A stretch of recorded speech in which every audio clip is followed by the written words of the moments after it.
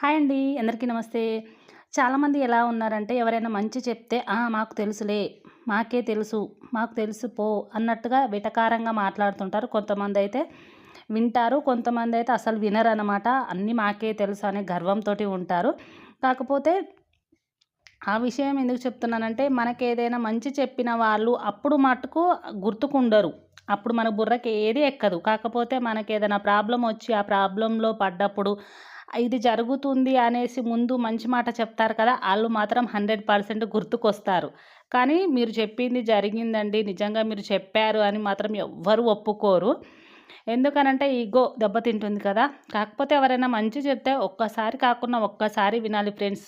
చాలామంది నాకే అన్నీ తెలుసు.